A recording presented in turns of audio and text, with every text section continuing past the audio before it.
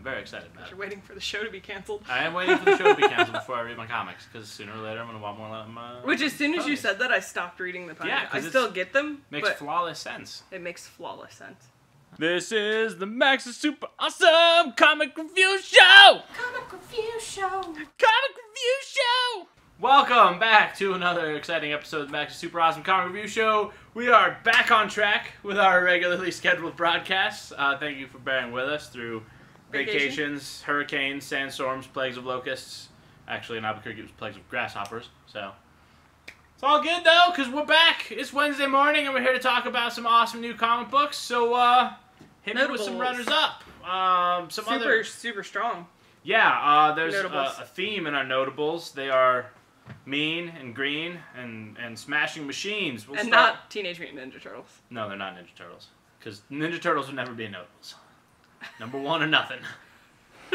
We'll start with the Savage Hulk. It's a new #1 series from Marvel Comics. It's called the Savage Hulk. It takes place outside of continuity of the rest of the Marvel Universe, at least as far as I can tell. But who can ever tell with Marvel Universe what's continuity and not continuity? But this one... I know, I'm funny. But no, this is the story of the Hulk and the X-Men doing a crossover, which isn't something that you see a whole lot of. But apparently Charles Xavier, at some point, gets like a little mind glimpse of Bruce Banner's... So it's very early stages of Hulk. And also very early X-Men, too. Jean Grey's still in like the green dress with the... It's not a dress, it's a suit. It's a dress. It's a suit. It's a suit. Alright, fine. Oh, it is a dress in that. Oh my god. She is in a dress. Sorry, it was a suit. Thank you, fact checker, for being on top of it. Alright, our other notable... Hulk-a-mania. Hulk-mania continues with Original Sin 3.1, Hulk vs. Iron Man. Like the rest of Original Sin, we're going into the unknown depths and the darkest corners of these characters. And in this one, we go back to the very, very early days before Bruce Banner becomes the Hulk and before Tony Stark becomes Iron Man. And we get to see a little bit of the feud / science bromance that they have going on there that eventually boils over and leads to some big anger coming out later in the book. So all of these Original Sin offshoots, are they from when the eyes revealed and everybody finds out everything? Okay. That's exactly... At least that's when this one takes place. So they're all like all the Hulk Thor ones are going to be, or the Hulk Iron Man ones are like 3.1, 3.2, 3.3. So they take place between issues 3 and 4 of Original Sin, and then the Thor Loki one that you're most excited for is going to be, I think, like 4.1, 4.2. So that's how they're doing that. Other notables for Marvel this week, we have Amazing Spider-Man #3. Black Cat is making her return to the Amazing Spider-Man world, and if you read Amazing Spider-Man #1, you know that she is far from happy with Peter Parker, because she thinks that Peter Parker was the one that punched her in the face and locked her in the insane asylum, or wherever she was locked up in. Maybe Thief Prison. Thief Prison, yeah. And also, Original Sins 2 came out. So those are notable for Marvels. Now... Because, unlike my shirt, where all ponies are equal and all ponies are loved, not all comic books are created equal and not all comic books are loved, so we're here to bring you the top 5. Coming in at number 5... Jack Kid. Coming in at number 5, we have Brass Sun issue #2. This was... The issue #1 of this was #1 not so long ago. Fantastic book. We get to see... we get exposed to much more of the mythology behind this world and what's going wrong with it. And really just continuing to go down and down and down this sort of rabbit hole of strange sci-fi fantasy creations. We get killer robots in this issue. I mean, Brass Sun has everything you could possibly want from an adventure comic. Ian Eddington is killing it, and the art continues to be sick. But I'm pretty sure #3 is the last issue. Is it only a 3-parter? I think so. Maybe it's only 3 issues. What are we gonna do when it's over? I don't know. We're gonna have to read more Justice League. Justice League #31 is number 4. Is number 4 on the top 5 list. Yes, thank you very much. Before I got a little too carried away with this. So the things that I most loved about this issue: Lex Luthor punking Batman. Why do I love this so much? Because Lex Luthor is a villain of what hero? Looking at you. Superman. Of Superman. And who does he punk? Bruce Wayne. Which makes him... Batman. Better than Batman. He's not better than Yes, Batman. it does. Wrong. It makes Lex Luthor better than Batman. You're gonna make me shout. You already promised no screaming. I know. Lex Luthor continues to make his bid to be a full-time member of the Justice League, and he does this by infiltrating Batman's secret life and identity. And also we get to see the new Power Ring. Power Ring from, you know, the crime syndicate. Sinestro cut off the original Power Ring's arm. The ring flies away, finds a new host, and now we're like, is she going to destroy the world, or is she going to save it? Also, we get to see the new Doom Patrol, which was very fantastic. So, Justice League issue number 31 continues. I mean, Jeff Johns is killing it. That's all I need to say about that. Coming in at number 3, speaking of IDW, we have, yes, things that require very high standards, Super Secret Crisis War. It's a really deep read. It is so deep. No, this was one of the funniest comic books I've ever read in my life. So you have all the villains from the Cartoon Network series. So we have Aku, we have Mojo Jojo from Powerpuff Girls. We got, I don't even know the villain from Ben 10. We have the evil scientist kid from Dexter's Laboratory. They all team up and they're going to conquer all of the worlds that consist of the Cartoon Network series. So by doing so, they trap all of these heroes, and they're somehow going to use them in their evil plots to take over the world. And also Ed, Edd, and Eddy. And then mistakenly, they capture Ed, Edd, and Eddy. I was in stitches reading this book. It was hilarious. And I believe it's a 6-part series, and there's going to be some crossovers in there. Hilarity. Coming in at number 2, it is the highly anticipated Superman issue number 32, written by Jeff Johns, illustrated by John Romita Jr., making his DC Comics debut. And look at this double fold-out cover there. Bam.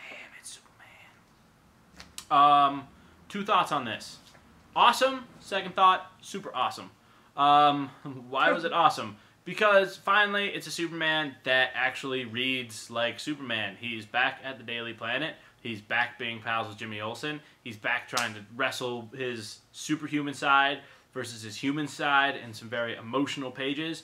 Why is it super awesome? Because he's still Superman and he's still beating up all kinds of awesome villains. So, and we also get to see perhaps a new Superman. So keep your eyes on that one. Yeah, an instant success. Jeff Johns hit a home run with that one. It's a meaty read right Yes! Here. Are you ready for number 1? I don't think you're ready for number 1. I'm ready for number 1 though, so we're going to do it. At number 1 from Image Comics, we have the new Robert Kirkman series, Outcast. So a lot of speculation I had about this book, not doing any research prior to reading it. I thought maybe it was going to be vampires. Maybe it was going to be cannibals. No, it turns out it's demonic possession, which was awesome. So Robert Kirkman, in the very first foreword to The Walking Dead, writes, this is not a horror comic. This is a comic about a bunch of people that get stuck in a, pretty awful situation, being the zombie apocalypse. The foreword to this comic says, this is a horror comic, and the scariest things are always based in reality. So apparently Kirkman is a big believer in the first eyewitness accounts of demonic possessions. And so really ran with that idea and really tried to make it what if this was really going on in a small town in West Virginia. So the main characters, there's a priest who gets caught up in an exorcism of a young boy and turns to our main protagonist, Kyle, for assistance. Now, Kyle, I don't want to give away too much, but Kyle has experience. Has experience with this, and the priest seems to think that somehow he's going to be able to help stop this possession from spreading to the rest of the town. So, fantastic. As much as I love The Walking Dead, I will say that I probably like this better. Definitely go out to your bookstores, check it out, buy it, read it, and then put it away and wait and see what happens. Because just in case! Just in case! I'm not, just in case. What if it ends up being the next Walking Dead? Well, that's going to do it for our top 5. Stay tuned for words of the show. And they will probably have ponies involved in them. Because why not? Cutaway, time for a cutaway. Pony play. And now introducing a new segment, Pony Play! Pony play! Pony Play! Yay! Welcome to our newest segment. It's Pony Play. Why is it Pony Play? Because there's a new issue of My Little Pony out this week. So, me and the off-camera voice, we're going to talk a little bit about My Little Pony. My Little Pony. So, Never knew just what friendship could be.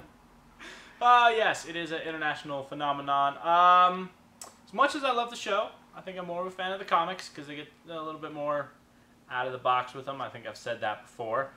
So this issue, we get evil ponies from Dimension Z, or something like that. What do you think some of the most common questions about ponies are? I love it when Pinkie Pie gets sad and her hair gets straight. Yeah, that is pretty funny. I think it's a nice look for Pinkie Pie. Yeah. Probably my favorite thing about ponies is it's like a cultural shift, I think, in American society. You know, here at Astro Zombies, our clientele's probably pretty close to 50-50, I would say, in terms of male and female readers. And I think My Little Pony is one of the big pushes right now in the industry to sort of break down a lot of those barriers. It's written by a female writer, Katie Cook. She has a huge following amongst comic book readers. It's read by everyone you would think it's read by. It's read by bronies. It's read by little girls. And you'd be surprised at the number of people that just pick it up off the shelf and just read it and be like, wow, this is actually... really good. Really good. The characters have huge depth to them. There's great lessons to be learned in there. And the stories are fun and exciting. They're not just... They're fun and they're not always light. Like, yeah, as an adult especially reader, that one. That one gets into some pretty seriously dark themes and concepts about, you know, friendship obviously being one of the core ones. But also about... happiness also and about loyalty. Happiness, loyalty. And laughter. Laughter, love, friendship, magic. Magic. What are the other... Can you name all the elements of harmony? Laughter. It's not compassion. It is compassion. No, it's Time out. Generosity. generosity! Seriously? How did you know? Catfish got something right? Catfish got something right. Dang! So what else came out this week, Suit? Let's see what else did come out this week. There was a new Mercenary Sea that came out this week. Very pretty cover. So it is. Super pretty cover. It's got a tank on it and it's got a dude with machine guns. It's like, brah, But the take purple. that tank. They just do color. I love the coloring. Incredible. Did a graphic novel come out this week? There was a graphic novel that came out this week. And Catfish, if you will just shake the camera a little bit and hand me that graphic novel right there. Womp, womp, womp, womp, womp, womp, womp, womp. Look at my Catfish 4 sound effects. From Titan Comics, we have a masterwork called Dead Sentence. That is an amazing book. This is a fantastic book. So there's a new STD going around the world. And what it does is it gives you superpowers for 6 months. But what's the catch? Yeah. Yeah, it kills you after 6 months. So people are like, what? I can live as a superhero for 6 months? Totally hit me up with some of that STD. It's a crazy time. And for our Words of the Show segment, I will say, as your final reminder before the weekend, Ace is now 48 hours away from opening. Friday at 3 o'clock, that showroom door opens. And on the other side is nothing but endless tables of comic book creators, vendors, and all sorts of amazing things. And you? And me. I will be there Saturday and Sunday. I will not be there Friday. I'll be there Saturday and Sunday, so stop on by the Astro Zombies booth. Stop on by Ace. It's a great time. You really don't want to miss it. For $20, it's probably the best entertainment you're going to get in Albuquerque. Will you be doing a signing? I will not be doing a signing. I mean, if you're out there and you really want me to sign something, I'll do it, but I would highly advise against it, as it will never, ever increase in value.